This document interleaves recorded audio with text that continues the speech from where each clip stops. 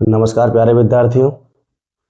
स्वागत है आपका मेरे YouTube चैनल में और आप देख रहे हैं टीचर राहुल उटारदा। तो दोस्तों, जैसा कि हम पिछली कक्षाओं में प्रश्नावली 1 और 2.1 को ख़त्म कर चुके हैं, अब जो हम पढ़ने वाले हैं दोस्तों वो है 2.2।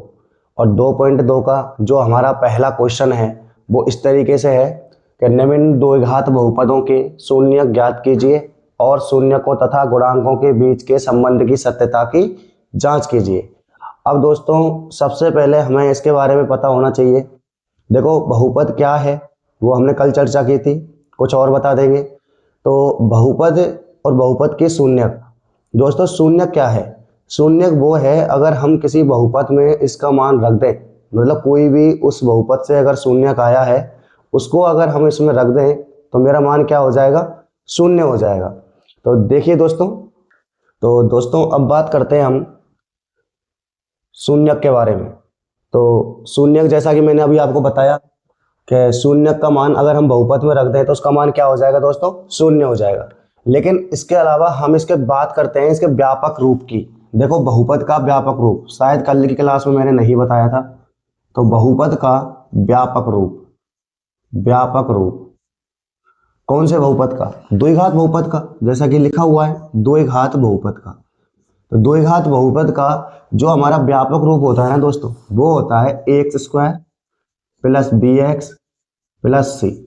ये दोस्तों हमारे द्विघात बहुपद का जो व्यापक रूप होता है। अगर आपसे पूछे कि द्विघात समीकरण का व्यापक रूप क्या होता है तो इसके बराबर में क्या लगा देंगे दोस्तों? 0 लगा देंगे। अब देखो, ये मैं क्यों बता रहा हूं आपको, क्योंकि दोस्तों इसके आपको तुलना करके देखना पड़ेगा। अब जैसे मैंने ये समीकरण ले लिया, कौन सा समीकरण है मेरा? यह है x² और माइनस का 2x और प्लस का 8। अब इसमें से आपको तुलना करके इस समीकरण से आपको मान निकालने हैं। कैसे मान निकालने हैं? देखो, यहाँ पे x² है, यहाँ पे भी x², यहाँ पे a है और इसके गुणांक में कुछ भी नहीं है। इसका मतलब यहाँ कुछ ना कुछ एक तो होगा। तो यानी कि यहाँ a का मान क्या आ गया? तो a का मान आ गया मेरा 1। कोई दिक्कत? कोई दिक्कत नहीं। इधर देखो, इसको देखा मैंने -2x को और यहाँ पे देखा bx को, यानी bx की तुलना अगर मैं -2x से करना चाहूँ तो देखो, ये x का गुणांक है, ये भी x का गुणांक है, ये b है, ये -2 है, यानी b बराबर में क्या रख सकता हूँ? यहाँ -2। बात करते हैं c की, अचर पद की। तो देखो यहाँ c बराबर तो 8 है सर, तो c बराबर 8। तो क्या आप बहुपद से a b c के मान निकालना जानते हैं? उम्मीद करता हूँ शायद आप सीख गए होंगे। तो दोस्तों, हमको यहाँ पे गुणांक देखने हैं, जैसा कि हमको यहाँ ऊपर लिखा गया है शून्यकों तथा गुणांकों। शून्यक तो हम इसको सॉल्व करेंगे, जैसा कि ये समीकरण आपको दे रखा है, इसको आप सॉल्व करेंगे जैसा आप कक्षा 8 में करते थे, इसके गुणनखंड करके बस वहां पे बराबर में 0 लगा देना है और 2 मान आएंगे हमारे x के, यानी कि हमारे कितने वो आएंगे? 2 आएंगे, यानी कि 2 शून्यक आएंगे हमारे। देखो दोस्तों, यहाँ पे ध्यान रखा जाए, अगर यहाँ किसी भी बहुपद की घात अगर 2 है तो उसके 2 शून्यक आएंगे, अगर 3 है तो 3 शून्यक आएंगे, 4 है तो 4 शून्यक आएंगे।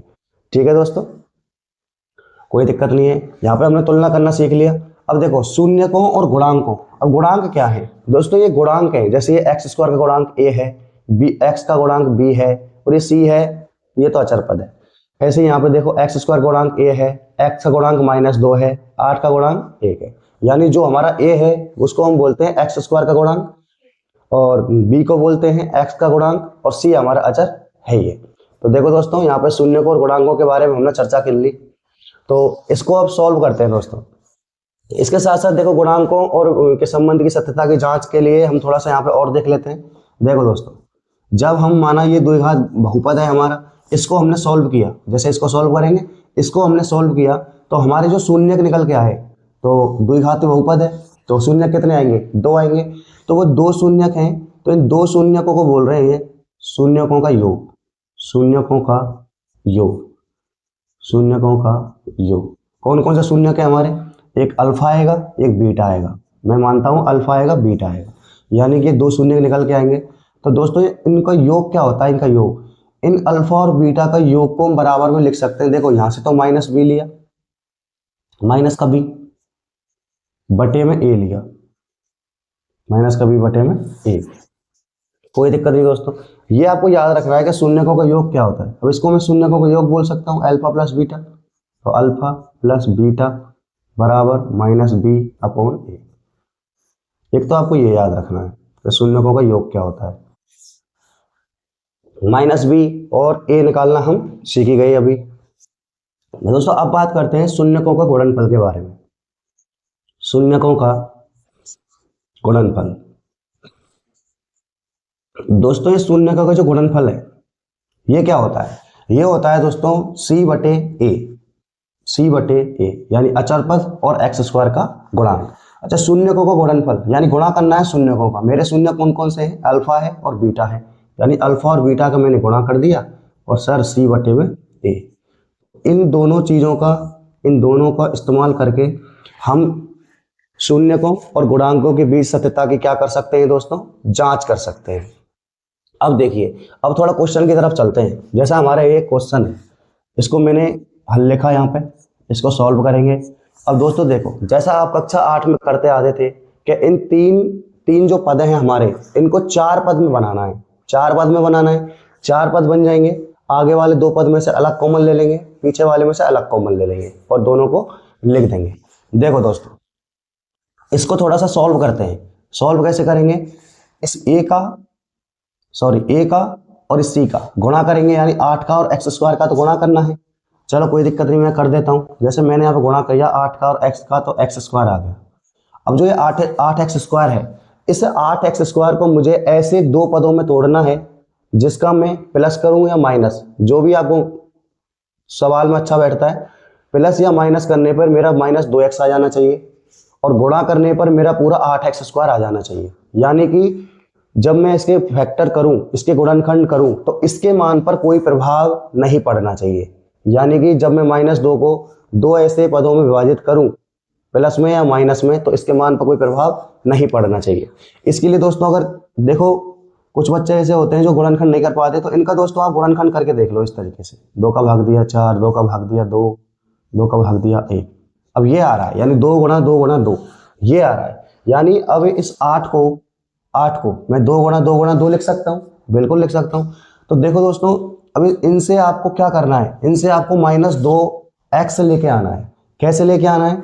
देखो, अगर आप 2 का गुणा कर देते हैं, 2 दूनी 4, और 1 4 को 4 में से 2 में से घटा देते हैं तो 2 आ जाएगा, यानी 2 दूना 4 यहाँ हो गया और 1 2 है ही है। अगर मैं इसमें से घटा दूं तो आपके पास 2 आ जाएगा। लेकिन 2 आपको चाहिए किसका? आपको चाहिए माइनस का। इसका मतलब आपको 4 तो माइनस का करना पड़ेगा और प्लस का करना पड़ेगा 2, तब आपके पास यहाँ पे -2 आ जाएगा और वही मुझे चाहिए। और अगर मैं इन दोनों का गुणा करना चाहूँ दोस्तों, इसका और इसका, तो कितना आ जाएगा? 8 आ जाएगा।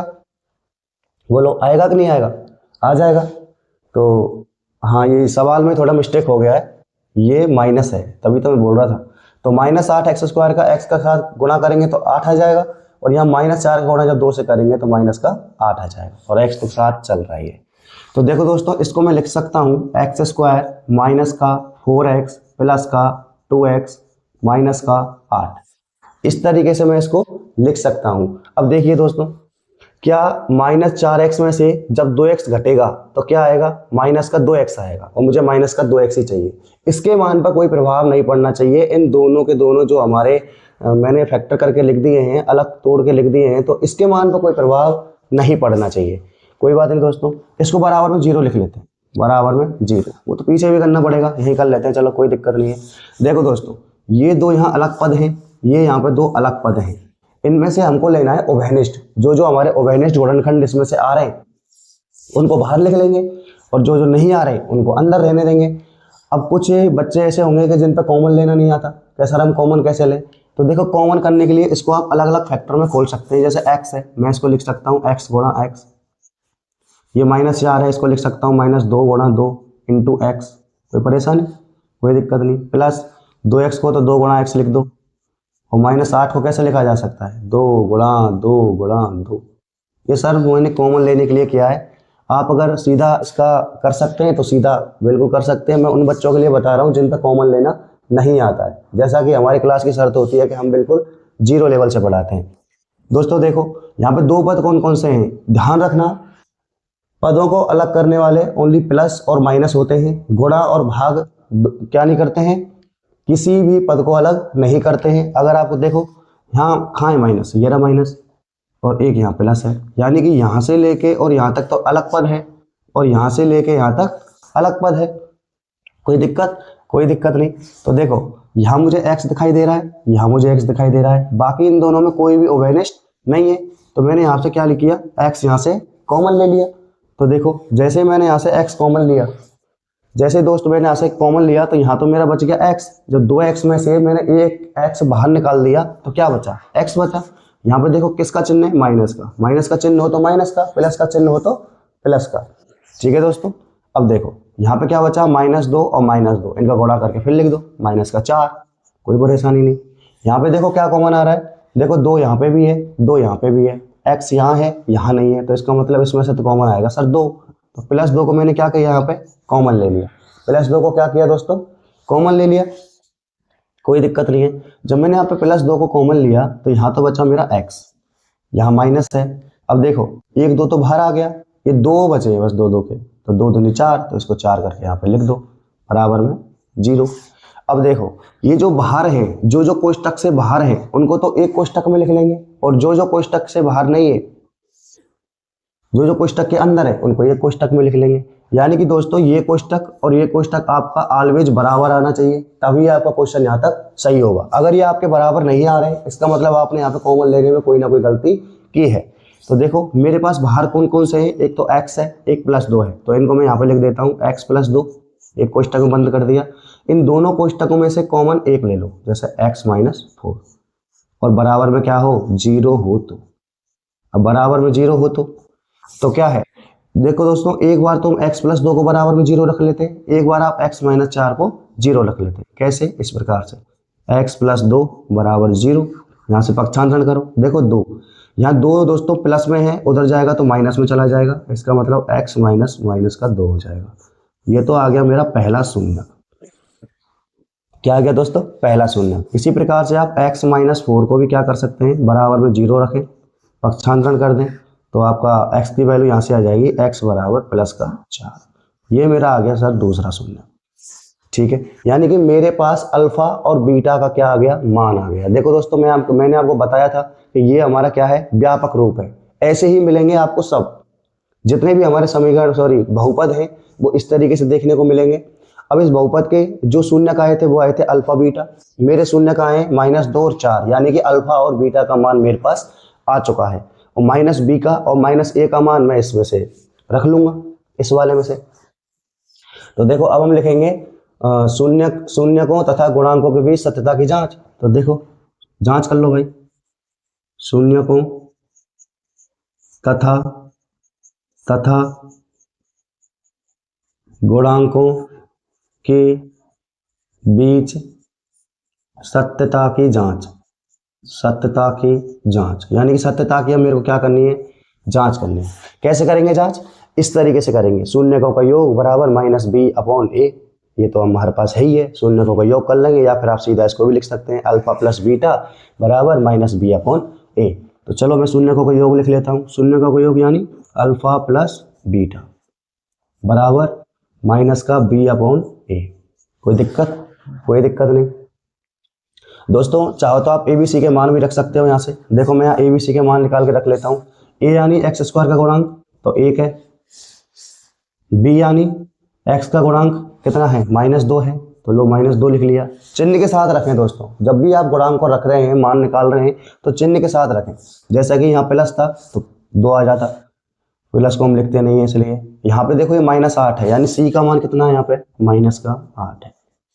अब आपको कोई परेशानी दोस्तों नहीं आनी चाहिए, मैं उम्मीद करता हूँ। अल्फा प्लस बीटा का मान ऊपर है, जैसे कि -2 और 4 प्लस का 4 बराबर माइनस का b/a।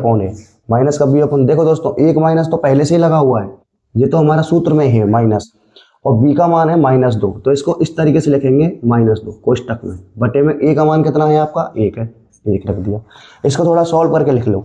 देखो -2 + 4, 4 में से जब माइनस के 2 घटेंगे तो कितने के बचेंगे, 2 बचेंगे, वो भी किसके, प्लस के।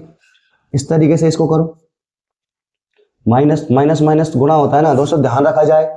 जब भी हम इधर की साइड में प्लस गुणा प्लस करेंगे तो प्लस आएगा, अगर माइनस गुणा माइनस करेंगे तब भी प्लस आएगा। यानी कि दोस्तों जब भी हम समान चिन्हों का गुणा करते हैं तो कैसा आता है, प्लस आता है। और दोस्तों जब भी हम असमान चिन्हों का गुणा करते हैं तो माइनस आता है, यानी कि माइनस गुणा प्लस कर लो, चाहे प्लस गुणा माइनस कर लो, आना क्या है, माइनस ही है। इस तरीके से दोस्तों छोटी छोटी चीज़ों को आप ध्यान में रखें। ये 2 आ गया दोस्तों, बराबर में देखो माइनस माइनस प्लस हो गया, ये भी 2 आ गया, एक को हम लिखते नहीं है, यानी 2 बराबर 2 आ गया मेरा, यानी कि ये आपको बराबर आना चाहिए दोस्तों। बराबर आएगा तब भी ये क्या है, सत्यता की जांच होगी, तभी ये सॉल्व होगा। ठीक है, अब मुझे शून्यकों गुणांकों सत्यता की जांच में मैंने शून्यकों का योग बराबर माइनस बी अपॉन ए कर लिया है। अब मैं क्या करूंगा, अब मैं करूंगा शून्यकों का गुणनफल। तो शून्यकों का गुणनफल, शून्यकों का गुणनफल, गुणनफल क्या होता है शून्य गुणनफल, सी अपॉन ए लिख रखा है मैंने उधर, सी अपॉन ए ले रखा, शून्य गुणनफल सी अपॉन ए। शून्य गुणनफल यानी अल्फा बीटा बराबर सी अपॉन ए। अल्फा बीटा कौन कौन से मेरे, -2 और 4, तो -2 × 4 बराबर सी अपॉन ए। सी अपॉन ए क्या है, सी माइनस है 8, तो माइनस का 8 अपॉन ए है, ये लो इनका गुणा कर लो दोस्तों। देखो 4 दूना 8, जब भी हम प्लस का गुणा माइनस से करते हैं तो क्या आता है, माइनस आता है, लिख रखा है उधर, तो ये हो गया मेरा माइनस का 8 बराबर माइनस का 8। ये भी दोस्तों कैसा आ गया, बराबर आ गया, LHS बराबर RHS आ गया। तो हम यहाँ कह सकते हैं हमारा क्वेश्चन यहाँ क्या है, सही है। दोस्तों आपको अगर एग्जाम में सवाल आए तो आपको इस तरीके से क्या करना है, सॉल्व करना है।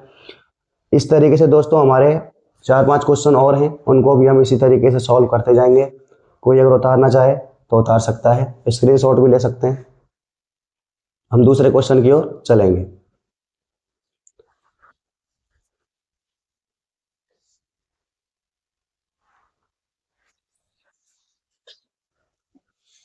हाँ तो दोस्तों देखिए हमारा क्वेश्चन नंबर 2 किस प्रकार से है, 4s² - 4s + 1। इसके भी हमको क्या करने हैं दोस्तों, गुणनखंड करने हैं। पहले बराबर में 0 रखेंगे, 2 शून्य निकालेंगे, सत्यता की जांच करेंगे, इससे ज़्यादा कुछ भी नहीं करेंगे। देखो दोस्तों मैंने 4s का गुणा किया 1 के संग, यानी a का गुणा इनके संग किया, तो जब 4s का गुणा मैंने 1 के साथ किया तो मेरा आया भाई 4s²। अब इस 4s² को आपको ऐसे तोड़ना है कि आपके इस मान पर कोई प्रभाव नहीं पड़ना चाहिए और गुणा करने पर 4s² आ जाना चाहिए। तो देखो दोस्तों 4 को तो हम 2 × 2 लिख सकते हैं, 2 × 2, यानी कि 2 × 2 करने पर मेरा 4 आ जाएगा। और अगर -2 का गुणा करेंगे मैं किसके साथ, बोलो, 2 के साथ करेंगे तो क्या आ जाएगा, क्या आ जाएगा, -2 का गुणा -2 के साथ करेंगे तो प्लस का 4s² आ जाएगा, और -2 को और -2 को जोड़ेंगे तो माइनस का 4 आ जाएगा। तो देखो इसके फैक्टर किस प्रकार से हो जाएंगे, 4s² माइनस के 2s और माइनस के 2s प्लस में 1। इस तरीके से दोस्तों आप इसको सॉल्व कर सकते हैं, बराबर में 0 लिख लो। अब देखो, अब इन दोनों में से अलग कॉमन लेना है, इन दोनों में से अलग कॉमन लेना है। तो देखो यहाँ पे 4 है और यहाँ पे 2 है, 4 को मैं 2 × 2 लिख सकता हूँ, इसका मतलब 2 इसके अंदर कॉमन है। और यहाँ पे s है, यहाँ पे तो 2s है, यहाँ पे 1s है, यानी कि एक तो 2 कॉमन आ जाएगा, एक s कॉमन आ जाएगा। तो देखो मैं यहाँ से 2s कॉमन ले सकता हूँ। आप चाहो तो दोस्तों पिछले सवाल में जैसा हमने किया था खोल खोल के, ऐसे भी आप इसको कर सकते हैं। 2s मैंने आपसे कॉमन लिया तो 4 में से 2 गया तो 2 बचा, s में से 1s बाहर आ गया तो 1s बचा। यहाँ पे देखो 2s तो आपने बाहर ही निकाल लिया, तो माइनस की जगह माइनस, और 2s तो पूरा आ गया तो 1 बचा। यहाँ से दोस्तों आपको क्या बाहर निकालना है, कुछ भी बाहर नहीं आ रहा है यहाँ से दोस्तों 1 बाहर आ जाएगा। क्या बाहर आ जाएगा, 1, वो भी किसका, माइनस का। अब देखो माइनस का 1 तो बाहर निकाल लिया, यानी कि 2s में से तो माइनस बाहर आ गया तो ये प्लस का हो गया 2s। जब इसमें से मैंने माइनस बाहर निकाला तो किसका बच गया, ये माइनस का। क्यों दोस्तों, क्योंकि जब इसको आप कोष्टक को सॉल्व करेंगे तो -1 गुणा 2s के साथ करेंगे तो -2s, और -1 का गुणा -1 के साथ करेंगे तो प्लस का है। क्यों, क्योंकि माइनस का गुणा करने से क्या आता है, प्लस आता है, बराबर में 0। बाहर वालों को एक कोष्टक में बंद कर लो, 2s - 1, और अंदर वालों में से एक कोष्टक वाले ले लो, 2s - 1 बराबर 0। इसका मतलब दोस्तों इन दोनों सवालों में जो हमारे मान आ रहे हैं दोस्तों वो सेम टू सेम आ रहे हैं, यानी 2s - 1 और 2s का -1। तो देखो एक एक बार ले लो अलग अलग, जब लिख लो यहाँ पे हो तो जब क्या हो जाएगा, 2s - 1 बराबर 0 और 2s - 1 बराबर 0। तो देखो यहाँ से पक्षांतरण करो, मैं यहाँ से पक्षांतरण करता हूँ, -1 को इधर ले गया मैं, 2s बराबर प्लस का क्या हो गया, 1 हो गया, दो, दो का और एस में देखो दोस्तों, जहां पे कोई संख्याओं का दो का गुणा हो रहा हो, सॉरी इनके बीच में कोई चिन्ह ना हो, तो चिन्ह ना हो तो किसका किसका चिन्ह माना जाता है, गुणा का। दो के और एस के बीच में आपको कोई चिन्ह नहीं दिख रहा होगा तो ये गुणा का चिन्ह है। और गुणा की संख्या को जब हम बराबर से उधर लेके जाते हैं तो किस में जाता है, भाग में। तो पहला तो आपका आ गया 1/2, और ये भी सेम ही है, तो इसका भी क्या आ जाएगा, एस बराबर यानी कि 2s बराबर प्लस का 1 और s बराबर 1/2। यानी कि यहाँ पे मेरे जो अल्फा बीटा का जो मान है, अल्फा बीटा का मान है यानी अल्फा बराबर 1/2 और बीटा बराबर भी 1/2, यानी दोनों का मान कैसा आ रहा है, समान आ रहा है। अब देखो हम संबंध की सत्यता की जांच कर लेते हैं। सत्यता की जांच, सत्यता की जांच, सत्यता की जांच करते हैं दोस्तों। देखो शून्यकों का योग, सबसे पहले आपको ये लेना है अल्फा प्लस बीटा, तो मैं सीधा कर देता हूँ दोस्तों, पिछले सवाल में मैं डिटेल से समझा चुका हूँ। अल्फा प्लस बीटा बराबर माइनस का b/a। अच्छा ए बी सी का मान नहीं निकाला है, कोई बात नहीं, निकाल लेते हैं। देखो दोस्तों ऊपर वाले समीकरण में a बराबर क्या है, a बराबर जो एक ए क्या है, एक्स स्क्वायर का गुणांक, यानी कि जो सबसे पहले आता है जो स्क्वायर वाली संख्या है उसके जो साथ में गुणा हो रहा है उसको बोलते हैं गुणांक। तो 4 है तो 4 लिख लिया। b का मान क्या है दोस्तों, p का मान है -4 रख लिया। c का मान क्या है, c का मान 1 है। तो देखो अल्फा प्लस बीटा यानी कि -1/2 और -1/2, सॉरी 1/2 और 1/2, माइनस का नहीं है, बराबर माइनस का b/a, तो माइनस तो है ही है, एक बार सूत्र में ये रहा माइनस, और माइनस का 4 है तो माइनस का 4 बटे में क्या है a का मान कितना है 4, तो 4 रख दिया। ये तो देखो आपको समझ में आ रहा होगा दोस्तों, ये 1/2 यानी आधा आधा आधा मिलकर क्या हो जाएगा, 1 हो जाएगा। या आप देख सकते हैं लघुत्तम लेके भी कर सकते हैं, 2 लघुत्तम आ जाएगा, 1 + 1 2, और 2 का भाग 2 में दिया तो क्या आ गया 1, यानी 1 तो यहाँ आ गया। ये क्या हुआ दोस्तों, माइनस माइनस प्लस, और 4 का भाग 4 में दिया तो 1, यानी कि ये भी मेरा कैसा आ गया, बराबर आ गया। अब देखो इसी तरीके से आप शून्यकों का गुणनफल निकालो। शून्य का गुणनफल क्या होता है, अल्फा बीटा। अल्फा बीटा बराबर क्या होगा, c/a होगा। तो अल्फा बीटा बराबर c/a। अल्फा बीटा 1/2 और 1/2, तो 1/2 और 1/2 जो भी हमारे शून्यक है। c/a क्या है, एक का मान c है, a का मान कितना है, a का मान 4 है।